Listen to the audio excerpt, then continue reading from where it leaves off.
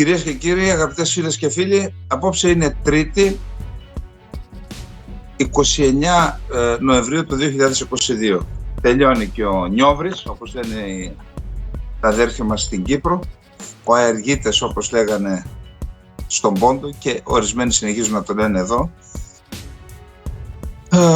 Λοιπόν, πριν προχωρήσουμε στα 10 θέματά μας, να απαντήσω σε ένα σχολιαστή, ο οποίος μου έγραψε και μάλιστα σε προσωπικό μέσον ένα εκτενές σχόλιο ότι αποφεύγω για δύο πράγματα έψεξε. Το πρώτον, αποφεύγω να ψέξω την τωρινή κυβέρνηση για το Σκοπιανό. Είναι το τελευταίο θέμα μας, θα αναφερθώ σε αυτό. Και αποφεύγω επίσης να στρέψω τα βέλη μου εναντίον της Ευρωπαϊκής Ένωσης, διότι για την κατάσταση στην Ήπεθρο ευθύνες έχει η Ευρωπαϊκή Ένωση, η οποία έβαλε ποσοστώσεις και διάφορα τέτοια. Νομίζω όμως το κάλυψα. Η Ελλάδα έπρεπε από τότε που πήγε στην Ευρωπαϊκή Ένωση να είναι στις Βρυξέλλες, να φροντίσει να έχει γραφειοκράτες καλούς στις Βρυξέλλες, να συνδιαμορφώνει και η Ελλάδα την κοινή αγροτική πολιτική. Δεν κατάλαβα, αυτή δεν πέφτει από τον ουρανό.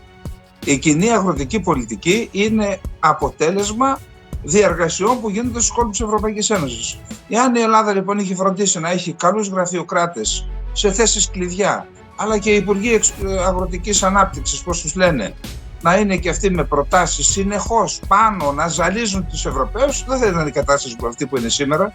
Άρα δεν πιστεύω ότι είναι κακή η Ευρωπαϊκή Ένωση. Τα χάλια μας να βλέπουμε. Εμείς έχουμε ευθύνες που είμαστε απόντες από εκεί που διαμορφώνεται η κοινή αγροτική πολιτική της Ευρωπαϊκής Ένωσης, και έτσι έχουμε τα προβλήματα που πηγάζουν από εκεί. Αλλά δεν είναι μόνο αυτά. Το κράτος μπορεί να κάνει τη δική του εθνική πολιτική με την αγροτοκτηνοτροφική ανάπτυξη, όπως επίσης και με την αλληλεία, και εκεί υπάρχουν τεράστια ζητήματα. Δηλαδή και που έδινε η Ευρωπαϊκή Ένωση λεφτά για να κόψουν τα πλοία, έπρεπε να τα κόβουν δεν είχαν μυαλό οι πλειοκτήτες, εννοώ τα αλλιευτικά, και εν πάση περιπτώσει και το κράτος, γιατί δεν ενημέρωνε, μην τα κόβετε, θα σας δώσω εγώ δια της πλαγίας άλλες στηρίξεις, μην τα κόβετε, διότι η αλληλεία είναι η δικιά σας η επιβίωση των οικογενειών σας και όλων όσων δουλεύουν πάνω σε ένα αλλιευτικό. Εν πάση περιπτώσει, τους τελευταίους που θέλω να κατηγορώ είναι οι ξένοι. Τα βέλη πρέπει να τα στρέφουμε εδώ είναι τα προβλήματα, εμείς τα δημιουργούμε, εμείς πρέπει να τα λύσουμε, και εμείς πρέπει να λύσουμε ακόμα και αυτά που δημιουργούν οι άλλοι. Δεν θα καλέσουμε κανέναν ξένο να λύσει τα προβλήματά μας. Λοιπόν, αυτά σε σχέση με τα ζητήματα που για τον Αχελό κάποιοι φίλοι μου είπαν ότι θα είναι καταστροφή στο οικολογικό σύστημα της Αιτωλοακαρνανίας. Κάποιοι άλλοι μου είπαν ότι η καταστροφή πλέον στον κάμπο του Θεσσαλικού είναι απίστευτη. Ακόμα και να κυλήσουν τώρα τα νερά θα περάσουν πολλά χρόνια εάν επανέλθει ο υδροφόρος ορίζοντας. Εν πάση περιπτώσει, δεν το γνωρίζω το θέμα, αλλά θεωρώ αδύνατον αυτοί που αποφάσισαν και εξόδεψαν, προσέξτε, δισεκατομμύρια έχουν ξοδέψει για την εκτροπή, ότι δεν είχαν υπολογίσει αυτά που λένε οι φίλοι μας από την Αιτωλοακαρνανία. Κανένας δεν θέλει να καταστραφεί, κανένας. Καμιά περιοχή της Ελλάδας. Τα νερά που περισσεύουν, τόσα όσα να κόβονται αυτά που πηγαίνουν στη θάλασσα, που δεν χρησιμεύουν πουθενά στον κάμπο της Αιτωλοακαρνανίας, να κόβονται λοιπόν από εκεί, να πέφτουν στη Θεσσαλία. Απλά είναι τα πράγματα. Και επίσης υπάρχει και ένα ευρύτερο θέμα, επειδή το μελέτησα. Στην Τουρκία, ξέρετε, υπάρχει μία υπηρεσία διαχείρισης υδάτινων πόρων. Είναι τρομερή υπηρεσία. 2 πρωθυπουργοί βγήκαν από αυτή την υπηρεσία, ο Οζάν και ο Ντεμιρέλ νομίζω, και η Τουρκία έχει ένα τεράστιο δίκτυο φραγμάτων, έχει κλείσει όλα τα ποτάμια και τα ποταμάκια και ελάχιστα νερά πηγαίνουν στις θάλασσες. Η Ελλάδα έχει μείνει πίσω. Η Κύπρος, πιστεύω, έχει το καλύτερο σύστημα ίσως και στον κόσμο. Μπορείτε να βρείτε και να δείτε φράγματα Κύπρου, καθημερινώς ενημερώνουν το επίπεδο των υδάτων στα φράγματα της Κύπρου. Έχουν κάνει ένα απίστευτο δίκτυο φραγμάτων, κόβουν τα νερά να μην πέφτουν στη θάλασσα, και έτσι η Κύπρος, παρότι αντιμετωπίζει προβλήματα ερήμωσης, με αυτόν τον τρόπο τα προβλήματα αυτά τα έχει μειώσει στο ελάχιστο. Η Ελλάδα έχει μείνει πίσω και σε αυτό. Θα μπορούσαν δεν είναι μόνο η εκτροπή του Αχελώου, και άλλα ποτάμια και ποταμάκια που τρέχουν αδίκως στη θάλασσα θα γεμίσουν και το υπερχιλίζον νερό μετά θα γίνεται και αυτό στη θάλασσα. Αλλά θα έχεις ταμιευτήρες για να τους χρησιμοποιήσεις. Τα έχουμε ζήσει αυτά. Κάποιος άλλος μου λέει, γιατί δεν πας στη Σάββαση να ζήσεις στο χωριό? Εντάξει, μην νομίζετε, το έχω κάνει και αυτό. Αγόρασα τρακτέρ από τη δεκαετία του 90, φύτεψα αρκετές δεκάδες στρέμματα ελιές και είμαι στο χωριό. Ιδιαίτερα όσο ζούσαν οι γονείς μου, ήμουν 2 φορές το μήνα σχεδόν στο χωριό. Άρα στην ουσία είμαι στο χωριό. Δεν έχει σημασία που κατοικώ εγώ εδώ. Είμαι στο χωριό, η δική μου είναι εκεί, δουλεύουμε μέρα, νύχτα, στα βουνά. Είμαστε στην παραγωγή, είμαστε στην κτηνοτροφική και στην πρωτογενή παραγωγή. Άρα δεν θεωρητικολογούμε, δίνουμε και το καλό παράδειγμα.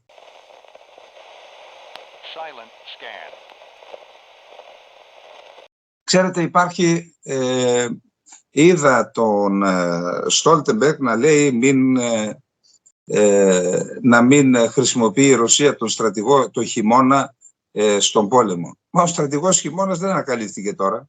Ο στρατηγός χειμώνας υπάρχει εις τους αιώνας των αιώνων. Ο χειμώνας παίζει πάντα πολύ σημαντικό ρόλο στις επιχειρήσεις και όποιος δεν τον λαμβάνει υπόψη του είναι ηττημένος. Έχουμε πολλά παραδείγματα. Τα τελευταία ήταν ο Χίτλερ.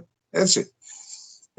Τώρα φαίνεται ότι τα προβλήματα στην Ουκρανία, ο χειμώνας αυξάνει τα προβλήματα και για τις δύο πλευρές. Φυσικά τα περισσότερα προβλήματα έχει η Ουκρανία, διότι έχει υποστεί απίστευτα πλήγματα στις υποδομές της.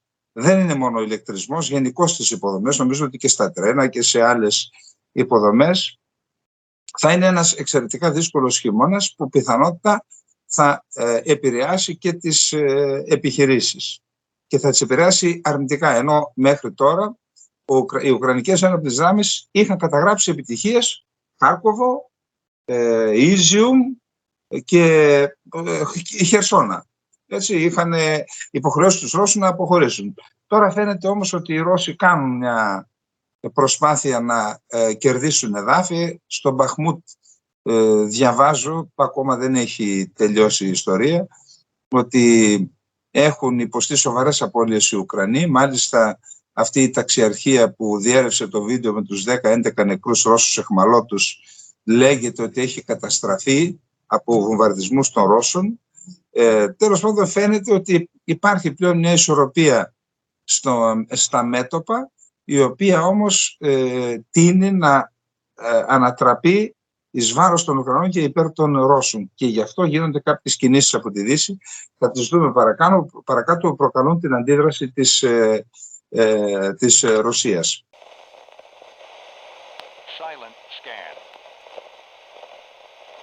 Να δούμε λοιπόν τι γίνεται με το ΝΑΤΟ. Έχουμε τη Σύνοδο των Υπουργών Εξωτερικών του ΝΑΤΟ στο Βουκουρέστι, όπου εκεί τέλεται ο Υπουργός Εξωτερικών της Ουκρανίας, ζήτησε αντιαεροπορικά συστήματα όπως Iris, Hawk, Patriot, και για να μπορέσουν να αντιμετωπίσουν τις πυραυλικές επιθέσεις, οι οποίες, όπως είπαμε, είναι καταστροφικές.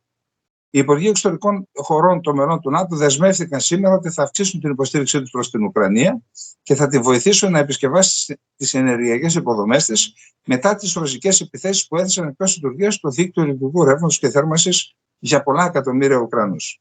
Η επιθετικότητα της Ρωσίας, εισαγωγικά, συμπεριλαμβανομένων και των επίμονων και ασυνείδητων επιθέσεων σε πολιτικές και ενεργειακές υποδομές της Ουκρανίας, στερεί από εκατομμύρια Ουκρανούς τις βασικές ανθρωπιστικές υπηρεσίες. Αναφέρουν οι υπουργοί στην ανακοίνωσή τους με την ολοκλήρωση της πρώτης μέρας των συνομιλιών του στο Βουκουρέστι. Σωστά κάνουν και καλά κάνουν και το αναφέρουν. Τις ίδιες ακριβώς και τηρουμένων των αναλογιών, μεγαλύτερες καταστροφές έκανε η Τουρκία στο ενεργειακό δίκτυο της Ροζάβα, της βορειοανατολικής Συρίας, στο δίκτυο υδροδότησης, στα δίκτυα ανεφοδιασμού με καύσιμα, σε σχολεία. Τώρα είδα ότι χτύπησε ένα νοσοκομείο σήμερα. Γιατί δεν αναφέρουν τίποτα? Συγγνώμη, το ΝΑΤΟ τι είναι? Δεν κατάλαβα. Δηλαδή οι Ουκρανοί έχουν ψυχή και οι Κούρδοι δεν έχουν ψυχή. Τι είναι, οι διάβολοι είναι οι Κούρδοι? Γιατί δεν αναφέρει το ΝΑΤΟ μια λέξη και για αυτούς τους βομβαρδισμούς?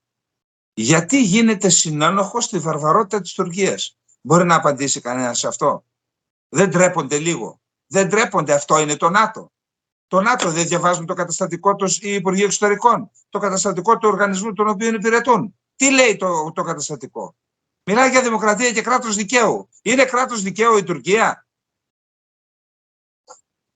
Λοιπόν, οι υπουργοί καταδίκασαν τη σκληρότητα, όπως την αποκάλυψαν, της Ρωσίας απέναντι στους πολίτες της Ουκρανίας και δεν καταδίκασαν φυσικά την βαρβαρότητα της Τουρκίας απέναντι στους Κούρδους και στους άλλους λαούς.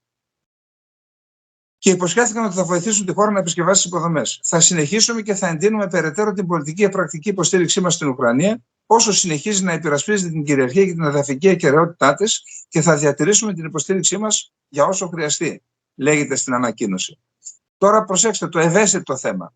Επανέλαβαν την απόφαση του ΝΑΤΟ που έλαβε στη Σύνοδο Κορυφής του 2008, ότι η Ουκρανία και η Γεωργία θα γίνουν τελικά μέλη της συμμαχίας. Από το 2008 πάντως οι ηγέτες των χωρών του ΝΑΤΟ δεν έχουν κάνει συγκεκριμένα βήματα, όπως να χορηγήσουν στο Κίεβο ένα σχέδιο δράσης που θα καθόριζε ένα χρονοδιάγραμμα για την ένταξη της χώρας. Φυσικά η Ουκρανία, όπως είπαμε και στην αρχή, ζήτησε από τους συμμάχους αντιαεροπορικά συστήματα. Και αυτό το ζήτησε ο Υπουργός Εξωτερικών, ο Δημήτρη Κουλέμπα, ο οποίος ξέρει πολύ καλά ποια είναι η αδυναμία της Ουκρανίας. Λέει, αν έχουμε, επίσης ζήτησε και γεννήτριες αλλά και άλλα συστήματα όπως μετασχηματιστές για να τοποθετηθούν στα πληγέντα κέντρα μεταφοράς ηλεκτρικής ενέργειας για να λειτουργήσει το σύστημα. Αν λοιπόν η Δύση, το ΝΑΤΟ, βοηθήσει στην επισκευή των προβλημάτων ζημιών που έχει υποστεί το ηλεκτρικό σύστημα, αλλά και στείλει και αντιαεροπορικά συστήματα, η Ουκρανία θα μπορέσει να αντιμετωπίσει τα επόμενα πυραυλικά πλήγματα και να μην έχουμε και άλλες ζημιές στο σύστημα παραγωγής και μεταφοράς ενέργειας, το οποίο αν επισκευαστεί δεν θα ξαναχαλάσει. Λοιπόν, αυτό είναι. Από την άλλη πλευρά, επειδή λέγονται διάφορα, ζήτησαν τους Patriot η Ουκρανία από την Πολωνία, η Πολωνία αρνήθηκε. Ο Μετβέντεφ είπε ότι αν σταλούν Patriot τελικά στην Ουκρανία, θα τους καταστρέψει η Ρωσία και θα χτυπήσει πιθανόν και το προσωπικό. Δεν το διευκρίνησε εκεί. Λοιπόν, αυτά σε σχέση με τη Σύνοδο Εξωτερικών του ΝΑΤΟ, σημαντική ήταν, πιστεύω, για το θέμα της Ουκρανίας. Να πάμε λοιπόν τώρα τι είπε ο Μετβέντεφ για το ΝΑΤΟ. Επειδή στο τέλος θα πρέπει να εξηγούμε και τα προφανή, δεν υιοθετούμε τίποτα από αυτά που λέμε, ενημερώνουμε τον κόσμο. Ο Μετβέντεφ λοιπόν είπε ότι το ΝΑΤΟ δεν χρειάζεται, πρέπει να διαλυθεί ως εγκληματική οντότητα. Ο πολιτισμένος κόσμος δεν χρειάζεται αυτή την οργάνωση, είπε ο αντιπρόεδρος του Συμβουλίου Ασφαλείας της Ρωσικής Ομοσπονδίας, Μετβέντεφ. Η Βορειοατλαντική Συμμαχία στις χώρες τις οποίες δεν ζει περισσότερο από το 12% της ανθρωπότητας δεν χρειάζεται και πρέπει να διαλυθεί ως εγκληματική οντότητα. Αυτή τη γνώμη εξέφρασε ο Μετβέντεφ σήμερα 3η 29 Νοεμβρίου, σύμφωνα πάντα με τον ίδιο, από τη στιγμή της συγκρότησής του το ΝΑΤΟ έχει επανειλημμένα αποδείξει εισαγωγικά την αυστηρά κλειστή εταιρική του φύση, ενεργώντας προς το συμφέρον των αγγλοσαξονικών χωρών και των συμμάχων τους, των κολλητών τους, λέει. Την ίδια στιγμή, όχι περισσότερο από το 12% του πληθυσμού του πλανήτη ζει σε χώρες του ΝΑΤΟ. Ο πολιτισμένος κόσμος δεν χρειάζεται αυτή την οργάνωση. Πρέπει να μετανοήσει ενώπιον της ανθρωπότητας και να διαλυθεί ως εγκληματική οργάνωση, βαριές κατηγορίες. Όπως είπε λοιπόν ο Μετβέντεφ, οι εκπρόσωποι του ΝΑΤΟ ξεχνούν εύκολα το πραξικόπημα που διέπραξε η οργάνωσή του σε όλο τον κόσμο, τα πραξικοπήματα, τους έκτοτους νομίμους εκλεγμένους αρχηγούς κρατών που ανέτρεψε και τους δεκάδες χιλιάδες δολοφονημένους αμάχους, καθώς και την παροχή όπλων σε κάθε λογής αποβράσματα, εκφυλισμένους και εξτρεμιστικά καθεστώτα για την ατιμωρησία των ηγετών της Συμμαχίας, τόνισε την ατιμωρησία των ηγετών της Συμμαχίας για τις φρικαλαιότητες που. Ο Μετβέντεφ επέστησε επίσης την προσοχή στα λόγια του Γενικού Γραμματέα του ΝΑΤΟ, Στόλτεμπεργκ, για τη διατήρηση της Ουκρανίας ως κυρίαρχο ανεξάρτητο κράτος. Αλλά, λέει ο Μετβέντεφ, ο Στόλτεμπεργκ δεν είπε τίποτα για την εδαφική της ακεραιότητα. Κάπως θα κερδίσει, αλλά προφανώς στα νέα πολύ περιορισμένα όρια της ανεξαρτησίας της. Αυτό είναι ήδη πρόοδος, είπε ο Μετβέντεφ. Λοιπόν, νομίζω ότι ενώ υπήρξε πριν από μερικές εβδομάδες, υπήρξαν κάποια σημάδια που έδειχναν ότι μπορεί, δηλαδή η Ρωσία έδειχνε μετά τις αποτυχίες στα πεδία των μαχών έδειχνε μια τάση προσέγγισης στις ΗΠΑ, ούτως ώστε να βρεθεί μια συμφωνία μεταξύ των δύο χωρών, που αν συμφωνήσουν αυτές οι δύο χώρες, τότε θα λυθούν και όλα τα προβλήματα, διότι όλοι οι άλλοι προσαρμόζονται στα θέρα των μεγάλων.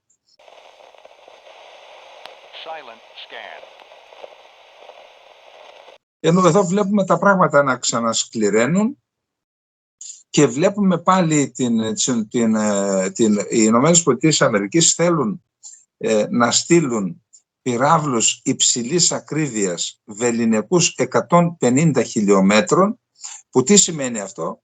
Έχουμε πάει ήδη στο τρίτο θέμα. Τι σημαίνει αυτό?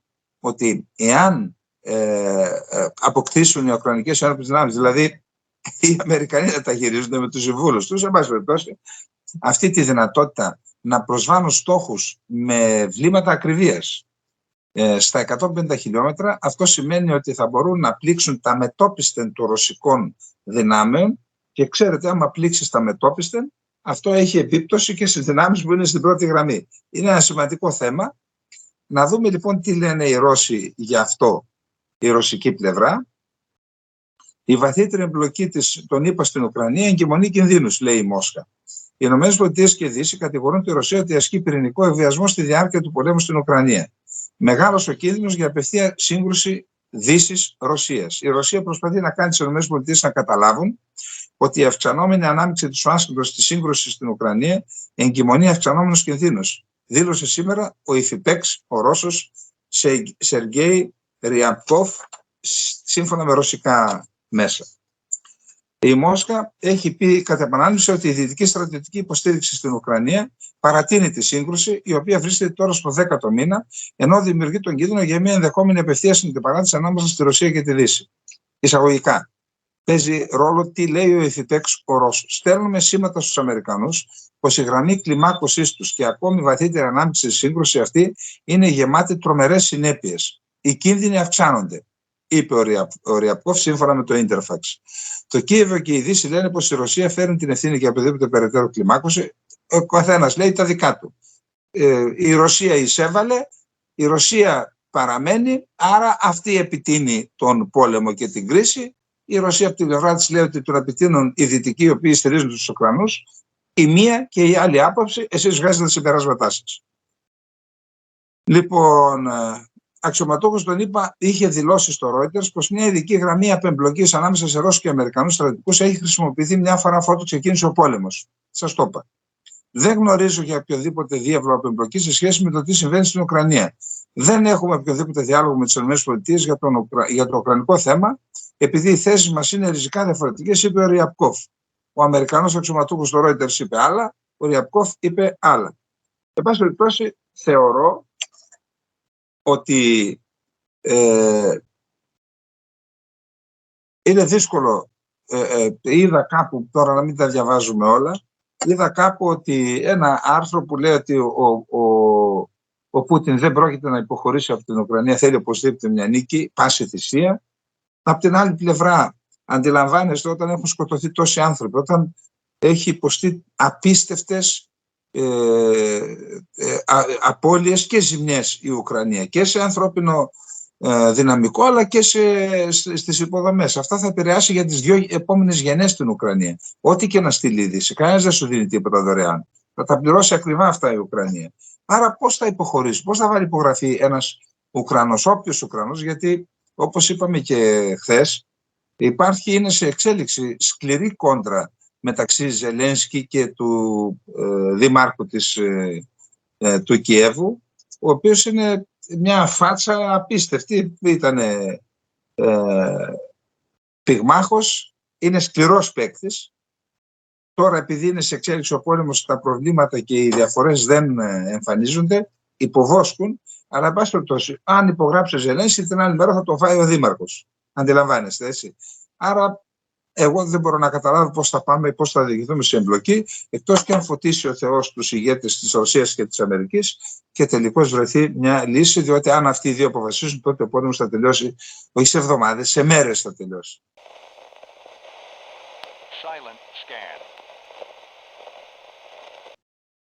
Ξέρετε, είναι σε εξέλιξη οι διαδηλώσεις στο Ιράν. Είναι πάρα πολύ σοβαρό το θέμα στο Ιράν. Έχει υποστεί τέτοιο κλονισμό το καθεστώς, ό,τι και να γίνει και να παραμείνει το καθεστώς, η επόμενη μέρα θα είναι διαφορετική στο Ιράν. Πάντως δεν θα είναι σκληρότερη.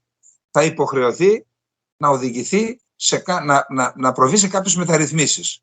Που αυτό θα είναι και το κέρδος, αν θέλετε, αυτών που εξεγέρθηκαν. Βλέπουμε όμως ότι και στην Κίνα έχουμε διαδηλώσεις. Πρωτοφανές. Και οι διαδηλώσεις αυτές γίνονται από τους πολίτες για τα σκληρά μέτρα που παίρνουν για τους εγκλισμούς, τα λεγόμενα lockdown, λόγω του COVID. Όμως ξέρετε, αυτό είναι και το επιφανειακό. Υπάρχουν βαθύτερα αίτια. Υπάρχει ένα καθεστώς που δεν μπορεί να χαρακτηριστεί δημοκρατικό. Και εκεί λοιπόν το Συμβούλιο Ασφαλείας της Κίνας ζήτησε σκληρή αντιμετώπιση των διαδηλώσεων. Θεωρώ λοιπόν, είδα δε ότι και ο Μπάιντεν έχει στρέψει τα βλέμματά του και αυτός στην Κίνα. Περιμένω πιθανόν κάποιοι μία νέα Tiananmen. Προσωπικά δεν πιστεύω, είναι ένα πολύ ισχυρό κράτος. Δεν πιστεύω ότι θα έχουμε ανατροπές στην Κίνα, αλλά εν πάση περιπτώσει το φωνή λαού οργή Θεού ισχύει και για την Κίνα, ασχέτως αν έχει ένα πολύ σκληρό καθεστώς. Εγώ δεν μπορώ να ξέρω αν έχουν βάλει το δαχτυλάκι τους οι Δυτικοί σε αυτά που συμβαίνουν εκεί. Πάντως προχτές είχαμε ένα επεισόδιο, είχαμε την απόθεση ενός πολεμικού αμερικανικού από κινέζικο στη νότια Συνική θάλασσα.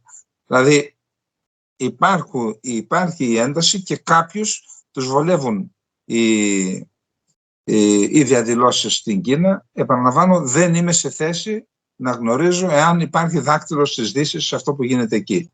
Αλλά υπάρχει δεν υπάρχει, αν δεν υπάρχουν αντικειμενικές συνθήκες, κανένας δεν βγαίνει στους δρόμους επειδή το είπε κάποιος προβοκάτορας ή κάποιος ξένος. Κανένας, επαναλαμβάνω. Πρέπει να υπάρχουν αντικειμενικές συνθήκες και στην Κίνα υπάρχουν.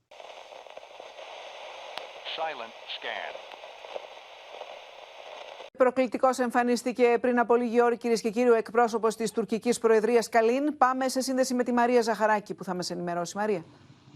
Σε δηλώσεις του λοιπόν στο τουρκικό κανάλι, το φιλοκυβερνητικό τουρκικό κανάλι Αχαμπέρ, ο εκπρόσωπος του Τούρκου Πρόεδρου Ιμπραχήμ Καλίν είπε, Λίνα, ότι δεν έχουμε κανένα σχέδιο να εμπλακούμε σε ένταση ή οποιαδήποτε στρατιωτική σύγκρουση με την Ελλάδα. Πάντα ήμασταν, λέει, η πλευρά που επανακινούσαμε τις διαδικασίες. Οι καλές σχέσεις, τόνισε, είναι προς όφελος και των δύο χωρών αλλά και της περιοχής φυσικά. Ωστόσο, είχε και ένα αλλά ο Τούρκος εκπρόσωπος της Προεδρίας. Η Τουρκία δεν πρόκειται να μείνει αδιάφορη, είπε, όταν παραβιάζονται τα χωρικά της ύδατα, ο εναέριος χώρος και τα σύνορά της. Η Ελλάδα, λέει, δεν κερδίζει τίποτα με αυτά τα πράγματα, δηλαδή κατέστησε την Ελλάδα ως θήτη αυτής της κατάστασης. Είπε ότι θα γίνουν εκλογές στην Ελλάδα του χρόνου και γι' αυτό το λόγο η Ελλάδα προβαίνει σε αυτήν την ένταση, σε αυτές τις ενέργειες και σε αυτή τη ρητορική. Στο τέλος όμως της ημέρας, είπε ο Καλίν, η Ελλάδα δεν πρόκειται να κερδίσει με αυτά που κάνει. Έκανε μάλιστα έκκληση, Λίνα, προς τους συμμάχους της χώρας μας, όπως τις Ηνωμένες Πολιτείες και τη Γαλλία, λέγοντάς τους να μην ενθαρρύνετε την Ελλάδα προς τέτοια βήματα, να προτείνετε καλύτερα βήματα σύνεσης. Να σε ευχαριστήσω πολύ, Μαρία. Ο Καλίν είπαμε ότι είναι ο άνθρωπος του Ερντογάν. Είναι ο πιο έμπιστος σύμβουλός του, είναι ο επικεφαλής σύμβουλος του Ερντογάν, είναι ο άνθρωπος των ειδικών αποστολών, έχει διάβλους επικοινωνίας με τις ΗΠΑ, έχουν παρουσιαστεί έγγραφα που τον παρουσιάζουν σαν ενεργούμενο αμερικανικής παραϋπηρεσίας πληροφοριών με αριθμό, και κάποιον τύπο εδώ στην Ελλάδα τον είχαν έτσι, όχι μόνο έναν, με αριθμό κωδικό δηλαδή, και παραμένει αυτή τη στιγμή με ένας από τους ανθρώπους ειδικών αποστολών όταν πρόκειται να μεταφερθούν μηνύματα στις ΗΠΑ. Αυτός λοιπόν, ξέρετε, επειδή έχει γραφτεί και στον τουρκικό τύπο και σε διεθνή τύπο, διάβασα αυτές τις μέρες ότι αυτό που συμβαίνει στα ελληνοτουρκικά και ιδιαίτερα το γεγονός ότι θα έχουμε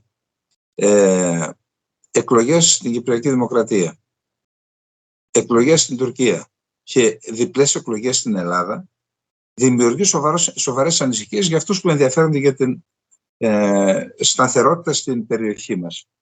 Και γι' αυτό απλά να πούμε το εξής, ότι όταν έγινε η κρίση το 1987, ο Τουρκούτ Οσάλ ήταν στις ΗΠΑ για εγχείρηση. Δηλαδή υπήρχε ένα κενό στην Τουρκία. Στην κρίση των ημείων, ο Σιμίτης δεν είχε πάρει, ήταν πρωθυπουργός χωρίς να έχει πάρει όμως ψήφο εμπιστοσύνης, δηλαδή ένας πρωθυπουργός στον αέρα και λίγων ημερών, έχει σημασία και αυτό. Η Δε Τσιλέρ ήταν υπηρεσιακή πρωθυπουργός. Δεν είχε σχηματίσει ακόμα κυβέρνηση με ψήφο εμπιστοσύνης. Άρα, όταν υπάρχει αυτό το κενό, κάποια κέντρα είτε στο εσωτερικό των δύο χωρών είτε απ' έξω μπορεί να παίξουν παιχνίδια.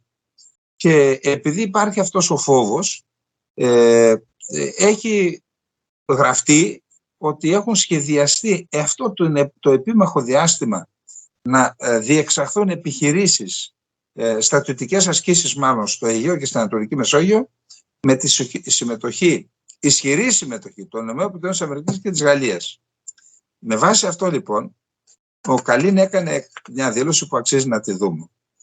Λοιπόν, μιλώντας στο Αχαμπέρ, έφτασε στο σημείο να ισχυριστεί ότι η Ελλάδα, καταρχάς, εντάξει, εδώ μιλάμε για τις τρέλες, θα δείτε παρακάτω τρέλα. Ή τρέλα, παρακάτω, ναι, το έκτο θέμα. Τώρα είμαστε στο πέμπτο. Ότι η Ελλάδα παραβιάζει τον εναέριο χώρο και τα χωρικά έδρα της Τουρκίας. Έχουν σαλτάρει οι άνθρωποι, πραγματικά. Λέει λοιπόν, τα αντίθετα βήματα δεν θα μείνουν αναπάντητα από την Τουρκία. Είπε ότι η Άγκυρα επιθυμεί ειρήνη, συμφιλίωση και συνεργασία με την Ελλάδα και ισχυρίστηκε ότι η πολιτική της ελληνικής κυβέρνησης είναι επιθετική απέναντι στην Τουρκία. Μάλιστα, προέτρεψε, ΗΠΑ και Γαλλία να μην κακομαθαίνουν την Ελλάδα και να τη συμβουλεύσουν να συνεργαστεί με την Τουρκία. Αυτό που είπαμε για τις ασκήσεις. Τα αντίθετα βήματα δεν θα μείνουν αναπάντητα από την Τουρκία. Μιλάμε τι είπε επιλέξει. Δίνουμε απάντηση σε αυτά. Η Τουρκία δεν παραμένει δίχως αντίδραση. Δηλαδή, όταν παραβιάζουν τα χωρικά μας ύδατα, τον εναέριό μας χώρο, όταν υπάρχουν ισχυρισμοί και κατηγορίες εναντίον μας, όταν υπάρχουν παραβιάσεις συνόρων, όταν υπάρχει προπαγάνδα και ενέργειες κατά της Τουρκίας, τότε η Τουρκία δεν παραμένει αδρανής. Στο τέλος δεν κερδίζει από αυτό η Ελλάδα. Αν η Ελλάδα έχει υιοθετήσει την πολιτική υπέρβαση εναντίον της Τουρκίας πάνω σε ένα άλλο μεγάλο κύμα, να γνωρίζει ότι αυτό το μεγάλο κύμα δεν συνεχίζει για πάντα. Τα κύματα έρχονται και φεύγουν. Τι θα κάνεις αν το κύμα αυτό πάει πίσω ή όταν δεν υπάρχει κύμα? Τι θα κάνεις όταν βρεθείς αντιμέτωπη με την Τουρκία? Δεν χρειάζεται όλο αυτό. Αυτό λέμε πάντα. Προς τις ΗΠΑ και ορισμένες ευρωπαϊκές χώρες, επιτρέψτε μου να τις κατονομάσω, ειδικά τη Γαλλία, η έκκλησή μας προς αυτές είναι η εξής. Μην ενθαρρύνετε την Ελλάδα να υιοθετεί μια κακομαθημένη στάση με την οποία θα εκμεταλλευτεί αυτές τις συνθήκες. Θα πρέπει επίσης οι χώρες αυτές να τις συμβουλεύουν και να συστήνουν στην Ελλάδα ότι ορίζει η κοινή λογική προς αυτήν την κατεύθυνση. Όλοι θα υποφεληθούν από κάτι τέτοιο. Λοιπόν, εδώ θέλει αποκωδικοποίηση, θέλουν οι δηλώσεις του Ιμπραήμ Καλίν. Ακούστε. Η Τουρκία, δεν θέλω να αναφερθώ σε συγκεκριμένες κυβερνήσεις και πρόσωπα, είχε πιστέψει ότι η Ελλάδα είχε αποδεχθεί το ρόλο της Φινλανδίας που είχε αποδεχθεί η Φινλανδία από τη Σοβιετική Ένωση. Δηλαδή ότι θα είναι μια χώρα περιορισμένης κυριαρχίας και ότι οι δηλώσεις του Πρωθυπουργού και των Υπουργών και των άλλων αξιωματούχων θα γίνονται σε τέτοιο επίπεδο, ούτως ώστε να μην ενοχλείται η Τουρκία. Για να μην πω ότι να τις στέλνουν πρώτα εκεί, να τις εγκρίνουν και μετά να κάνουν δηλώσεις. Ακούστε, αυτό η Τουρκία είχε πιστεί για αυτό που σας λέω. Όταν λοιπόν η Ελλάδα, ιδιαίτερα μετά τις δύο κρίσεις που ταρακούνησαν εδώ το πολιτικό σύστημα και το κολονάκι, κολονάκι και κολέγιο, κρατήστε, αυτές οι δύο λέξεις κρύβουν το σοβαρότερο πρόβλημα που αντιμετωπίζει την Ελλάδα σε σχέση με το σύστημα της εξουσίας, το πολιτικό σύστημα. Κολέγιο Αθηνών και κολονάκι. Αυτά τα δυο είναι η επιτομή της παθογένειας, της ελληνικής παθογένειας. Εν πάση περιπτώσει, ενώ όλα αυτά που συνέβαιναν στην Τουρκία και οι εξελίξεις, όλα αυτά καταγράφονταν, τους τα λέγαμε, τους τα γράφαμε, δεν άκουγαν τίποτα διότι είναι στον κόσμο τους. Η εξουσία τρελαίνει τον άνθρωπο. Το χρήμα και η εξουσία τρελαίνει τον άνθρωπο και κάτι άλλο τον τρελαίνει, αλλά λοιπόν. Όταν λοιπόν τους τα λέγαμε δεν τα άκουγαν. Όταν τους ήρθε στο κεφάλι 92 μέρες το Roots Race να λαιλατεί την ελληνική υφαλοκρηπίδα και ΑΟΣ, και όταν ήρθε και η κατάσταση στον Εύρο στις Καστανιές, και τότε ταρακουνήθηκε το σύστημα, διότι ξέρετε αυτό που συνέβη με το Roots Race, αν συνεχιζόταν, αν δεν παρενέβαινε η Μέρκελ και αν συνεχιζόταν, αντιλαμβάνεστε ότι θα είχαν πρόβλημα. Θα είχε πρόβλημα η κυβέρνηση και αυτή και η επόμενη. Ότι έχουν τις ευθύνες τους και οι δυο. Επίσης, αν έσπαγε ο Εύρος, οι Καστανιές και έμπαιναν μέσα, θα έπεφτε η κυβέρνηση και θα αποσταθεροποιούνταν όλο το πολιτικό σύστημα. Μετά από αυτό λοιπόν κατάλαβαν ότι αν δεν πάρουν μέτρα, η Ελλάδα θα γίνει στην ουσία ένα βιλαέτη της Τουρκίας. Και έτσι, μόνον τότε, ενώ τα κανονικά κράτη λειτουργούν με βάση στρατηγικά σχέδια, 5ετίας, 10ετίας, 25ετίας, 50ετίας, σε όλα τα ζητήματα. Επαναλαμβάνω, σε όλα τα ζητήματα και σε σχέση με την εκτίμηση απειλής, σε σχέση με την ανάπτυξη των ενόπλων δυνάμεων, την αμυντική βιομηχανία, την τεχνολογία, σε όλα. Εδώ λοιπόν, όταν έγιναν αυτά τα δύο βασικά γεγονότα και αντιλήφθηκαν την απειλή, ήρθε στα μούτρα τους, τότε άρχισαν να τρέχουν. Και η Ελλάδα άρχισε να κάνει συμμαχίες και να φέρνει οπτικά συστήματα. Αυτό λοιπόν δεν άρεσε στην Τουρκία. Και γι' αυτό αυτές οι συμμαχίες που έκανε η Ελλάδα και τα οπλικά συστήματα, που τα οπλικά συστήματα σε ορισμένες περιπτώσεις συνδέονται και με τις συμμαχίες, όπως γίνεται με τη Γαλλία, αυτό δεν άρεσε στην Τουρκία και θεωρεί η Τουρκία ότι η Ελλάδα δεν έχει δικαίωμα να κάνει τέτοιες συμμαχίες και ότι κάποια στιγμή θα μας εγκαταλείψουν. Αυτό είναι η δικιά της άποψη. Και να μας εγκαταλείψουν μόνοι τους και μόνοι μας. Εδώ είμαστε. Λοιπόν, τώρα, για αυτό το θέμα υπάρχει και μια άλλη ερμηνεία, την οποία μας τη λέει ο κ. Παπακελάς, θα τη διαβάσουμε, το πρώτο τελευταίο θέμα είναι.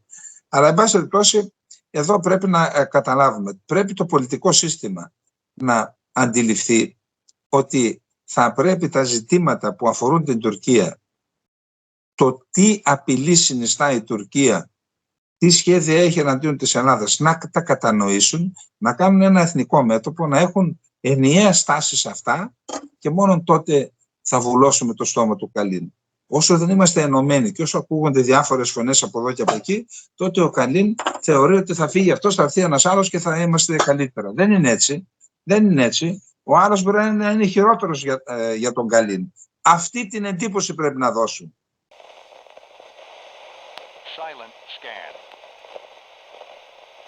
Ακούστε, διάβασα την ομιλία που έκανε ο Ερντογάν στο χθεσινό Υπουργικό Συμβούλιο. Είναι καμιά 100 σελίδες. Είπε πολλά. Παρεμπιπτόντως, για την Ελλάδα δεν είπε τίποτα, ούτε μια λέξη. Ακούστε τι είπε. Αναφέρθηκε στην επιχείρηση στην Συρία. Είπε δεν πρόκειται να πάρουμε ποτέ άδεια από κανέναν. Εμείς ό,τι θέλουμε να κάνουμε θα το κάνουμε. Από την Αντιόχεια μέχρι το Ιράκ θα κάναμε τη ζώνη ασφαλείας 30 χιλιόμετρων. Αυτό είπε. Αυτό το μήνυμα το έστειλε στην Αμερική και σε όποιον άλλο. Επίσης είπε ότι θα έχει ένα καταπληκτικό άρθρο, θα προσπαθήσω αύριο να το διαβάσω, ποιος είναι το σχέδιο της Τουρκίας για την Αίγυπτο. Είναι σχέδιο, επαναλαμβάνω, δεν το... αλλά εν πάση περιπτώσει έχει τεράστιο ενδιαφέρον. Θα προσπαθήσουν να πείσουν την Αίγυπτο, λέει, να υπογράψει συμφωνία ανάλογη με αυτή που υπέγραψε η Τουρκία με τη Λιβύη και να εκδιώξουν την Ελλάδα την Ανατολική Μεσόγειο. Θα τα δούμε αυτά. Επίσης, ακούστε τι είπε ο Ερντογάν. Εμείς δεν θα εισβάλλουμε στη Συρία, αλλά θα εισβάλλουμε ειρηνικά. Δηλαδή, το δικό τους εμπεριαλισμό, είτε από την Οθωμανική Αυτοκρατορία, ήταν μια εμπεριαλιστική δύναμη η Οθωμανική Αυτοκρατορία, είτε αυτόν που επιχειρούν τώρα, τον ντύνουν με ένα ένδυμα ανθρωπισμού, αλληλεγγύης, δικαιοσύνης. Εμείς πηγαίνουμε εκεί για να επιβάλλουμε δικαιοσύνη. Να διώξουμε τους κανονικούς δυτικούς που ασκούν επιρροή και να επιβάλλουμε δικαιοσύνη. Δεν λένε ότι πάνε να λαιλατίσουν τους πόρους, ενεργειακούς και άλλους πόρους, να κλέψουν τα... Εν πάση περιπτώσει, και είπε το απίστευτο. Εμείς δεν σκοτώνουμε, λέει, εκεί που πηγαίνουμε. Εν τω μεταξύ, σας είπα τι έχει γίνει στη βορειοανατολική Συρία. Τι γίνεται, όπου πηγαίνουν αφήνουν εθνοκάθαρση, γενοκτονία και βαθύτατος τουρκισμός. Και αυτό είναι ενός είδους γενοκτονία. Να παίρνεις έναν άνθρωπο, να το μαθαίνεις άλλη γλώσσα από αυτή που είναι η μητρική, η εθνική του γλώσσα, να το μαθαίνεις άλλη γλώσσα, να το βάζεις να προσκυνά τη σημαία σου. Γι' αυτό γενοκτονία είναι. Αυτά κάνουν, αλλά πιστεύουν ότι είναι καλοί. Προσέξτε, το ίδιο τώρα. Είδα ένα βίντεο, ένας σχολιαστής Τούρκος με έναν σχολιαστή Αιγύπτιο. Μιλάνε για το ενδεχόμενο της προσέγγισης των δύο χωρών. Κάτι λέει και αυτό. Και λέει ο Τούρκος σχολιαστής στον Αιγύπτιο, ειλικρινά, πραγματικά δεν ξέρεις τώρα να κλαις, να γελάς. Να τραβάς τα μαλλιά σου, έχω και μεγάλα και πριν να κουρευτώ. Λέει, ναι βεβαίως, λέει, πρέπει να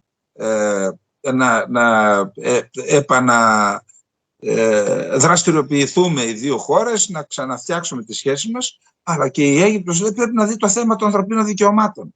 Κόντεψε να πέσει από την καρέκλα το Αιγύπτιος και λέει, συγγνώμη, λέει, μήπως νομίζεις ότι είσαι από την Ελβετία, λέει στον Τούρκο. Μιλάς εσύ για ανθρώπινα δικαιώματα στην Αίγυπτο, δεν κοιτάς την καμπούρα σου.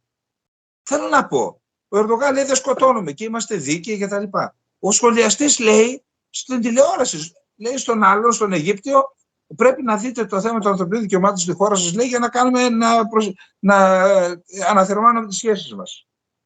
Όλα αυτά είναι στοιχεία, για να μην σας πω τι διαβάζω στο διαδίκτυο.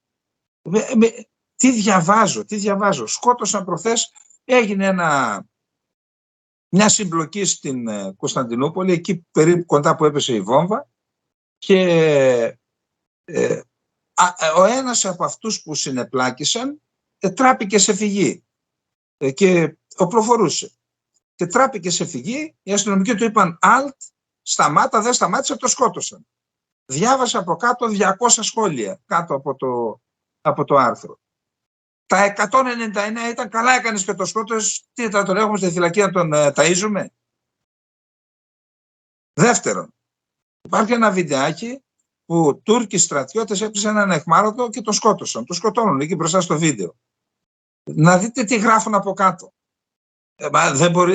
Δεν υπάρχει ένας λογικός σε αυτό το χώρο εκεί πέρα να πει «ρε παιδιά, εντάξει, τον αιχμάλωτο το σέβεσαι. Καλά τον έκανες και άλλος, όλοι θα έχουν την ίδια τύχη». Αυτή είναι η Τουρκία και αυτή είναι οι Τούρκοι. Προσέξτε, σε ποσοστό που ξεπερνά το 80%. Και δεν το λέω με κανέναν, δεν με ενδιαφέρει τώρα, αλλά για να ξέρουμε με ποιους έχουμε να κάνουμε. Προσέξτε τι άλλο. Προχθές ήταν η μέρα των γυναικών, κάτι, και οι Κούρδισσες έκαναν κάποιες κινήσεις να κάνουν κάποιες διαδηλώσεις. Δεν είχαν ιδεολογικό περιεχόμενο, εννοώ, σε σχέση με το κουρδικό κίνημα, για τα δικαιώματά τους. Σήμερα το πρωί ο εισαγγελέας Άγκερας διέταξε επιχείρηση σε 14 νομούς, συνελήφθησαν 40 γυναίκες. Αυτός που είπε στον Αιγύπτιο να δείτε τα ανθρώπινα δικαιώματα. Και φάτε τώρα και το τελευταίο. Στη Φενέρμπαξε υπάρχει ένας Τούρκος πολίτης, ο οποίος υπέγραψε συμβόλαιο τριετές. Και είχε κάπου στην ανάρτηση, δεν ξέρω, σε κάποιο μέσο κοινωνικής δικτύωσης, τη φωτογραφία με τη σημαία της αυτόνομης διοίκησης του Κουρδιστάν. Αυτή η σημαία, όταν έρχεται ο Μπαρζανί, ο Ερντογάν τον συναντά και στέκεται σε μια πλευρά η σημαία της Τουρκίας, στην άλλη η κουρδική σημαία. Ο ιδιοκτήτης της Φενέρμπαξε είναι ο Κότς, ο οποίος έχει ένα ξενοδοχείο στην Ερμπίλ, το Ντιβάν, ωραίο ξενοδοχείο, και πάνω έχει μια σημαία 20 τετραγωνικά μέτρα του Κουρδιστάν. Τώρα λοιπόν αποφάσισαν και ακύρωσαν το συμβόλαιο και εκδίωξαν τον άνθρωπο επειδή είχε σημαία της αυτόνομης διοίκησης του Κουρδιστάν, που είναι συνταγματικά κατοχυρωμένη και αναγνωρισμένη. Αυτή είναι η Τουρκία. Αυτή είναι η Τουρκία. Δηλαδή προσπαθούν, μπορεί και να το πιστεύουν, ξέρετε, να πιστεύουν ότι είναι καλοί τη στιγμή που δολοφονούν, βιάζουν, κλέβουν, επεκτείνονται εις βάρος άλλων κρατών, να πιστεύουν ότι είναι δίκαιοι, καλοί, ότι δεν σκοτώνουν. Τι να πω, πραγματικά μένω άναυδος με αυτά που βλέπω. Εγώ δεν μπορώ να τα πιστέψω, να σας πω την αλήθεια. Δεν μου είναι δυνατόν να συμβαίνουν αυτά.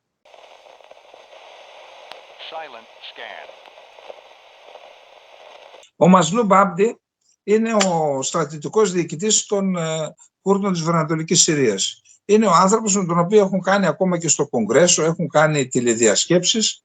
Θυμάμαι ότι ο Τραμπ ήθελε να τον καλέσει να πάει στην Ουάσιγκτον, τελικά δεν πήγε. Είπε λοιπόν ο άνθρωπος ότι έχουμε κάποιες διαβεβαιώσεις από τη Ρωσία και από την Αμερική ότι είναι αντίθετοι στην επιχείρηση, αλλά δεν έχουμε κάτι απτό το οποίο να μας εξασφαλίζει. Και περιμένουμε, ξέρουμε ότι έχουν ετοιμαστεί οι Τούρκοι, έχουν εισβάλει στην ξένη χώρα, στη Συρία, τεθωρακισμένα πυροβόλα, άρματα μάχης και φυσικά ειδικές δυνάμεις και πεζικό, μηχανοκίνητο πεζικό κυρίως, έχουν εισβάλει στην ξένη χώρα και περιμένουμε λέει από στιγμή να μας επιτεθούν. Η Ρωσία και η Αμερική μας είπαν ότι είναι αντίθετες σε αυτή την επιχείρηση, αλλά δεν. Τώρα, οι Κούρδοι, όπως είπαμε, εάν δεν ανοίξει ο εναέριος χώρος, αυτά γράφουν και αυτά διαβεβαιώνουν, ότι αν δεν ανοίξει ο εναέριος χώρος για να έχουν αεροπορική υποστήριξη οι τουρκικές δυνάμεις και οι δυνάμεις του Ελεύθερου Συριακού Στρατού, διάβασα επίσης και από τον Ελεύθερο Συριακό Στρατό, εκεί στην Τζαραμπλούζ, που είναι η αρχαία Ευρωπός, εκεί πέρα ο στρατιωτικός διοικητής του λεγόμενου Ελεύθερου Συριακού Στρατού, τίποτα, είναι κάτι μισθοφόροι που πληρώνει η Τουρκία, ότι και αυτοί έχουν συνεννοηθεί με τον τουρκικό ΓΕΘΑ για να είναι έτοιμοι να κάνουν την επιχείρηση. Όπως είπαμε, διάβασα επίσης πριν από λίγο ότι βομβαρδίστηκε ένα ρωσικό φυλάκιο που υπάρχει στην Τελ Ριφάτ. Τους χάρτες τους είδατε και χθες. Η Τελ Ριφάτ είναι η δυτική περιοχή, στη μέση είναι η Ιεράπολη Μέμπετς και ανατολικά είναι το Κομπάνι. Δεν ξέρω πώς θα αντιδράσουν οι Ρώσοι, πάντως ο Μαζλούμ Άμπντι, ο στρατηγός ο Κούρδος, είχε συνάντηση, το είπαμε και χθες βράδυ, με τον Ρώσο στρατηγό, τον επικεφαλής στρατηγικών δυνάμεων της Ρωσίας στην Συρία, ο οποίος είπε να εκενώσουν την περιοχή αυτή των 30 χιλιόμετρων που θέλει να καταλάβει η Τουρκία εντελώς και να την ελέγξουν εκεί ρωσικές και συριακές δυνάμεις. Εκεί οι Κούρδοι αρνήθηκαν αυτή την πρόταση. Δεν ξέρω αν την αρνήθηκαν επειδή αν αυτό είναι απόφαση δική τους, αν είναι αποτέλεσμα διαβούλευσης με τους Αμερικανούς. Το ίδιο ακριβώς τους είχαν πει και για το Αφρίν. Δεν έβαλαν στο Αφρίν τους Ρώσους και τους Σύριους. Τελικά το πήραν οι Τούρκοι. Τώρα δεν ξέρουμε τι θα γίνει. Τέλος πάντων, θεωρώ ότι ο στόχος, όπως είπαμε, της Τουρκίας είναι, είπε ο Ερντογάν στο Υπουργικό Συμβούλιο, αφού τα βρούμε με την Αίγυπτο, μετά θα τα βρούμε και με την Συρία. Θα συναντηθούν πρώτα οι Υπουργοί Εξωτερικών και μετά θα συναντηθώ εγώ με τον Άσαντ. Τι κρύβεται πίσω από αυτό? Την επιχείρηση, δηλαδή, αλλά και πίσω από το σχέδιο της Τουρκίας. Κρύβεται η Ρωσία, η οποία λέει στην Τουρκία, έλα να τα βρω εγώ με τον Άσαντ, τα προβλήματα θα τα λύσουμε. Ο Άσαντ θέτει τους εξής όρους: διάλυση του λεγόμενου Ελεύθερου Συριακού Στρατού, απόσυρση των τουρκικών στρατευμάτων εντελώς από τη Συριακή επικράτεια και μετά θα συνεργαστούν μαζί για να εκδιώξουν, λένε οι Σύριοι, εκείνους τους Κούρδους που αποτελούν πρόβλημα, διότι λέει με τους υπόλοιπους Κούρδους δεν έχουμε εμείς πρόβλημα, είναι πολίτες της Συρίας, ζήσαμε τόσα χρόνια μαζί, δεν θα τα βρούμε τα... Λοιπόν, αυτή είναι η κατάσταση λοιπόν στην βορειοανατολική Συρία. Αυτά είπε ο Μαζλούμ Άμπντι. Θα περιμένουμε να δούμε τις επόμενες μέρες τι θα γίνει. Πάντως, διάβασα ότι οι Κούρδοι είναι ανήσυχοι γιατί υπήρχε μια διπλωματική αντιπροσωπεία με μόνιμη παρουσία στη Συρία, η οποία αναχώρησε από τη βορειοανατολική Συρία. Θα δούμε. Θα δούμε τι θα γίνει.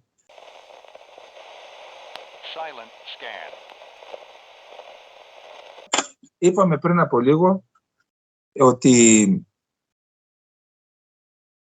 η Τουρκία έχει τη δικιά της στρατηγική μέχρι τις εκλογές και εδώ χρεώνουν κάποιοι κύκλοι και εδώ και έξω στην κυβέρνηση Μητσοτάκη ότι ακολουθεί σκληρή γραμμή, όχι επειδή έχει κάποιο σχέδιο, αλλά επειδή έτσι συσπυρώνει τις κεντροδεξιές ψήφους. Για να δούμε τι λέει για αυτό το θέμα ο Αλέξης Παπαχελάς. Έχει σημασία, ο άνθρωπος είναι ένας έγκριτος δημοσιογράφος με ισχυρές προσβάσεις στις ΗΠΑ. Ένα δύσκολο πολιτικό ελληνοτουρκικό ταγκό. Ένα ταγκό βρίσκεται σε εξέλιξη αυτή την περίοδο ανάμεσα στον Κυριάκο Μητσοτάκη και τον Ταΐπ Ερντογάν.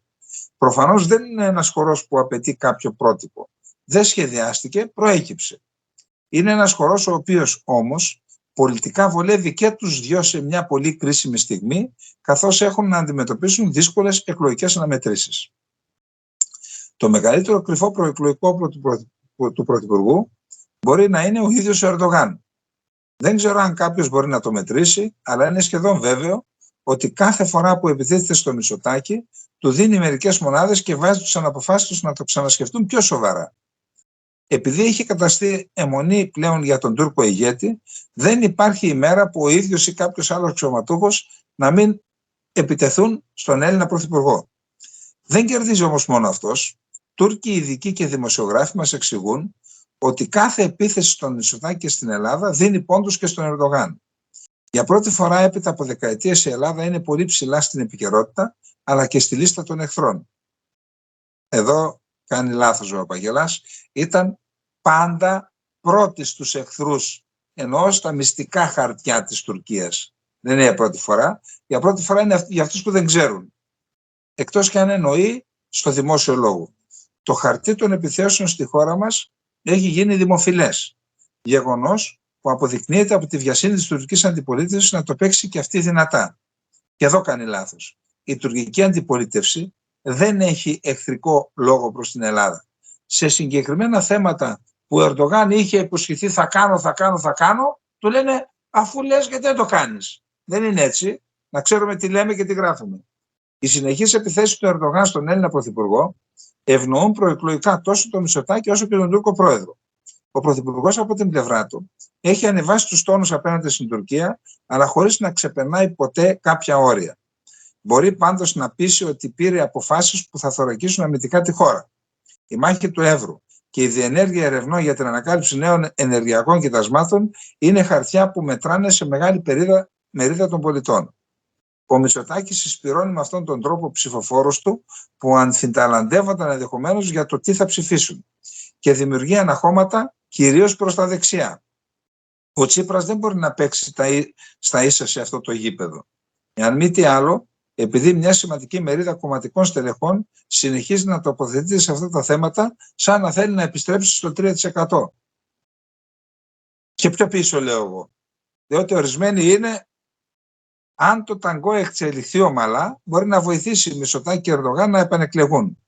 Βέβαια δεν πρόκειται για καλά προβαρισμένο ταγκό σε κάποια αίθουσα χορού στο Μπουένος Άιρες. Υπάρχουν πολλά περιθώρια για στραβοπατήματα και κακούς υπολογισμούς. Μπορεί άλλωστε να φαίνεται ότι είναι χορός για δύο, αλλά είναι πολλοί κεντρικοί παίκτες και αξιωματούχοι που τον παρακολουθούν και με μια άγαρμπη κίνησή τους μπορούν να μετατρέψουν το ταγκό σε πάλι κάτς. Ας πούμε όμως ότι όλα θα πάνε καλά και η αντιπαράθεση θα μείνει στα λόγια έως τις εκλογές στις δύο χώρες. Ότι δηλαδή δεν θα συμβεί κανένα θερμό επεισόδιο και το θα έρθουμε μια νύχτα, θα περάσει απλώς στην ιστορία των επιτυχημένων προεκλογικών συνθημάτων της τουρκικής πολιτικής ιστορίας. Το δύσκολο, αν όχι ανέφικτο ταγκό, θα είναι αυτό τις επόμενες μέρες μετά τις εκλογές. Αλλά μέχρι τότε βλέπουμε, ας γίνουν εκλογές και θα δούμε. Μπας περιπτώσει. Σας είπα που δεν συμφωνώ.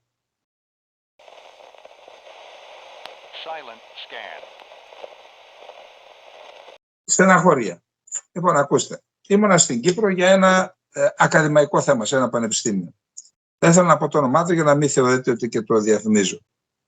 Μπήκα μέσα στους χώρους, σε όλους τους χώρους. Στα αμφιθέατρα, στις αίθουσες εκπαίδευσης, στο εστιατόριο, στο κηλικείο, στις τουαλέτες. Τι να πω, ντράπηκα. Από τη μια πλευρά ένας χώρος πολιτισμού, είδα τους φοιτητές πώς κινούνται, καλοντυμένους, ευπροσίγορους, με το χαμόγελό τους. Μπήκα στη βιβλιοθήκη τους. με ελεύθερους υπολογιστές να γράφουν, ίντερνετ, διαδίκτυο παντού. Δεν είδα ούτε μία γραμμή με μαρκαδόρο. Δεν μιλάω αυτά τα σπρέι και αφήσεις και τα λοιπά. Ούτε μια γραμμούλα πουθενά. Και αναρωτιέμαι. Εκεί δεν υπάρχουν ιδεολογίες, δεν υπάρχουν κόμματα. Αυτοί οι φοιτητές δεν έχουν ανησυχίες. Το νησί είναι ημικατεχόμενο. Ασφαλώς και υπάρχουν όλα αυτά. Ασφαλώς και ανησυχούν οι άνθρωποι αυτοί, αλλά εκφράζονται, αυτές τις ανησυχίες τις εκφράζουν σαν άνθρωποι. Αυτό που συμβαίνει στα ελληνικά πανεπιστήμια, έκανα μια σύγκριση και με έπιασε κατάθλιψη πραγματικά. Αυτό που συμβαίνει στα ελληνικά πανεπιστήμια έχει απασχολήσει ποτέ κανέναν? Δηλαδή, τι δουλειά έχουν τα κόμματα και οι κομματικές νεολαίες μέσα στα πανεπιστήμια? Δηλαδή, τα κόμματα δεν ντρέπονται λίγο? Δεν ντρέπονται να παίρνουν τα παιδάκια 17 χρονών που πάνε στο πανεπιστήμιο και αντί να είναι απερίσπαστα στην ακαδημαϊκή τους μόρφωση, αλλά και στη γενική τους μόρφωση, να ασχοληθούν με τις ιδεολογίες του κόσμου, με τα πάντα, αλλά κανονικά, όπως γίνεται σε όλα τα πανεπιστήμια του κόσμου. Τι είναι αυτό το πράγμα? Τι είναι? Γιατί μίλησα και με καθηγητές που είναι και από εδώ και μου λένε, δεν θέλω να ξαναπατήσω σε ελληνικό πανεπιστήμιο. Σαν να μπαίνω, λέει, στη ζούγκλα με τα άγρια θηρία. Να μην υπάρχει μία επιφάνεια που δεν είναι καλυμμένη. Μα τι στο διάλογο θέλουν επιτέλους με αυτές τις αφήσεις και αυτά τα σπρέι και όλα αυτά? Δεν έχουμε τόσους τρόπους να εκφραστούμε. Έχουμε μέσα κοινωνικής δικτύωσης. Αυτά είναι των περασμένων αιώνα, όχι δεκαετιών. Γιατί δεν αλλάζουν? Και άντε, τι να πω τώρα? Το Υπουργείο δεν το απασχολεί αυτό? Ή μήπως έτσι τους θέλουν τους Έλληνες φοιτητές, την ελληνική νεολαία? Ξέρετε τι μου έλεγε? Εντάξει, εγώ δεν έχει... Τι μου έλεγε ένας άνθρωπος που πέρασε από το πανεπιστήμιο? Η πρώτη διαφθορά, τα παιδιά, η νεολαία μας εθίζεται στη διαφορά πρώτα στα πανεπιστήμια. Μέσα από τις κομματικές νεολαίες, από αυτοί οι πρόεδροι των συλλόγων φοιτητών που συμμετέχουν στη σύγκριτο κτλ. Εκεί είναι ο εθισμός στη διαφθορά. Γιατί γίνονται και διάφορα ζητήματα με τα μαθήματα. Ο δεύτερος εθισμός γίνεται στο στρατό. Κάθεσε, λέει, μέσα στο θάλαμο, λέει ο ένας, ο πατέρας μου πήρε τον κουμπάρο του που είναι στο ΓΕΘΑ, στον υπουργό, ακούνε οι στρατιώτες, ο ένας λέει θα κάνω κι εγώ το ίδιο άρα τα παιδιά προτού μπουν στην κανονική ζωή και στην παραγωγική τους δραστηριότητα έχουν ήδη διαφθαρεί, έχουν ήδη δοκιμάσει, γευθεί τη διαφθορά και άντε μετά να τον αλλάξεις. Πρώτα στα πανεπιστήμια και μετά στο στρατό και μετά δεν ξέρω τι γίνεται παραπέρα. Δεν μπορώ να καταλάβω. Για καθίστε να δείτε τις τελευταίες δεκαετίες, τώρα δεν ξέρω και τι ηλικίες είναι αυτοί που μας παρακολουθούν, να δείτε πώς οι νόμοι πλαίσιο γίνανε για την παιδεία. Και ας πάμε να δούμε το Βέλγιο, η Γερμανία, η Αγγλία, η Αμερική, έχουν κάθε 2-3 χρόνια έχουν ένα νέο πλαίσιο για το Υπουργείο Παιδείας. Καταρχάς έχει αλλάξει το Υπουργείο Παιδείας, έχει αλλάξει 3-4 φορές και το όνομά του. Δηλαδή, συγγνώμη, θα γίνουμε ποτέ κράτος? Θα αποκτήσουμε παιδεία σε όλα τα επίπεδα? Τι να πω, πραγματικά θλίβομαι.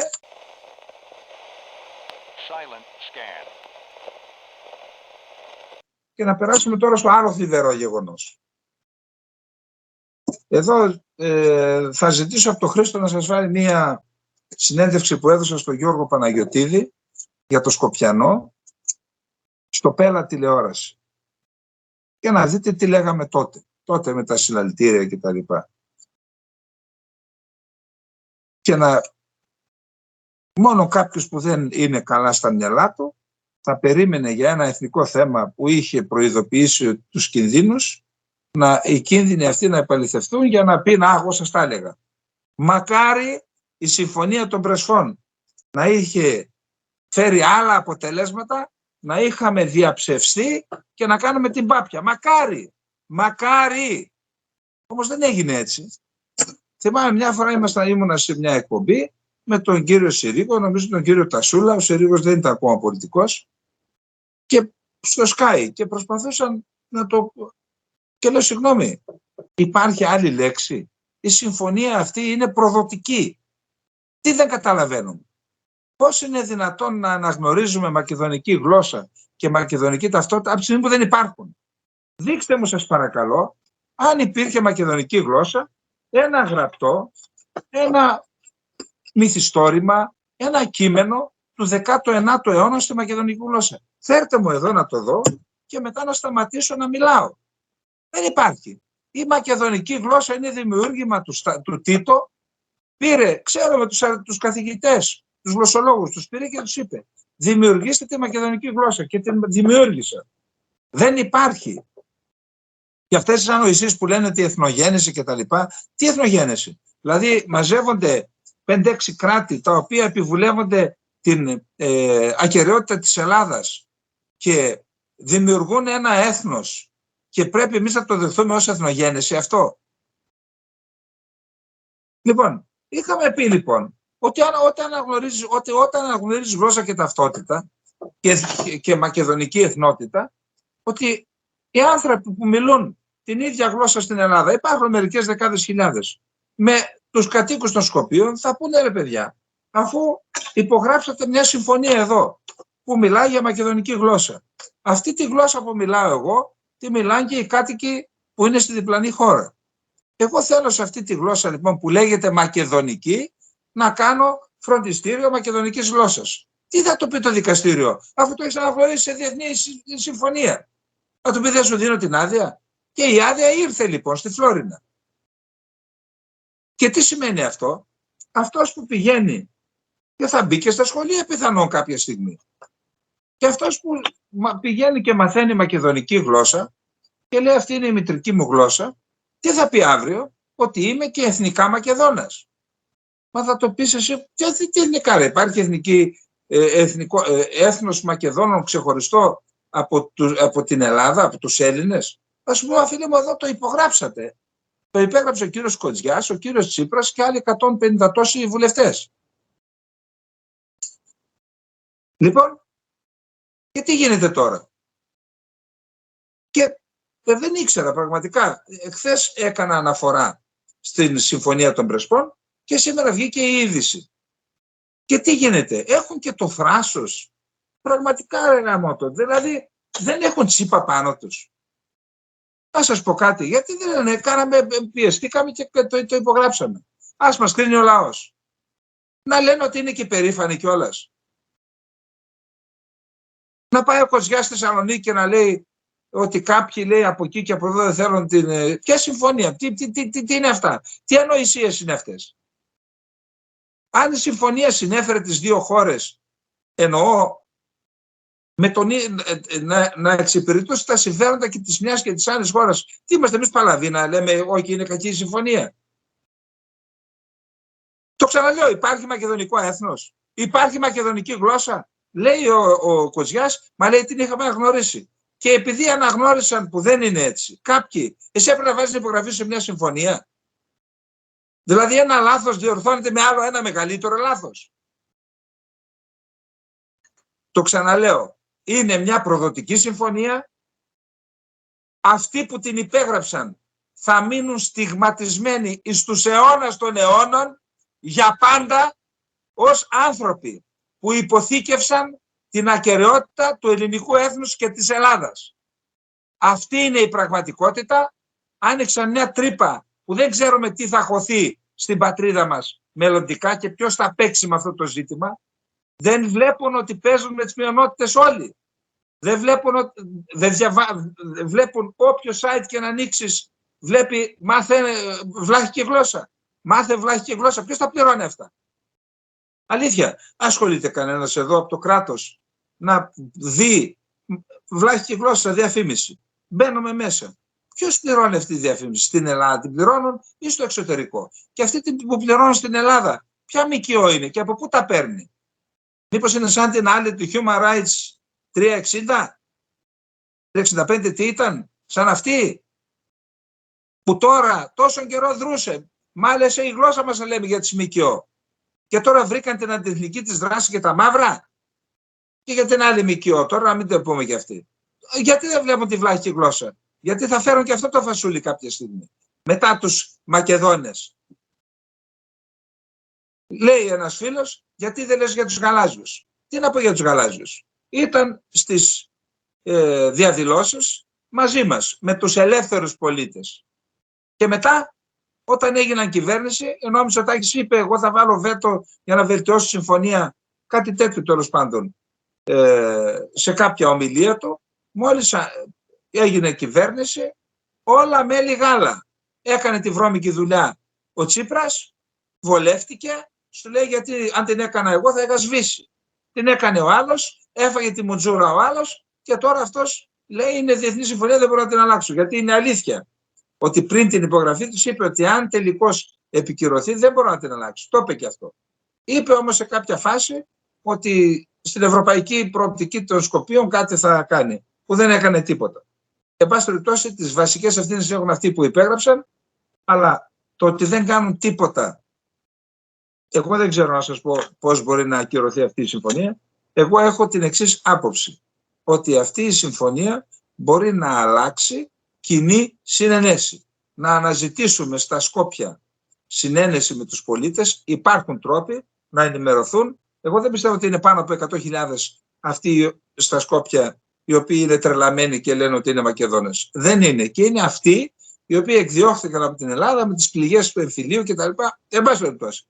Από εκεί και μετά οι άνθρωποι λένε ότι είναι Βούλγαροι, ότι είναι Σλάβοι, ότι δεν είναι. Άρα, αν λένε όλα αυτά, γιατί να μην αλλάξουμε τη συμφωνία? Αν υπάρχουν οι Αλβανοί, τους οποίους κάποτε ήταν σύμμαχοί μας και στην ουσία η κυβέρνηση που ήθελε την υπογραφή της συμφωνίας τους είπε υπογράψτε κι εσείς ότι είστε Μακεδόνες, οι Αλβανοί. Λοιπόν, επίσης μου λέει ένας φίλος ότι δεν λες και για τους άλλους που την επέβαλαν.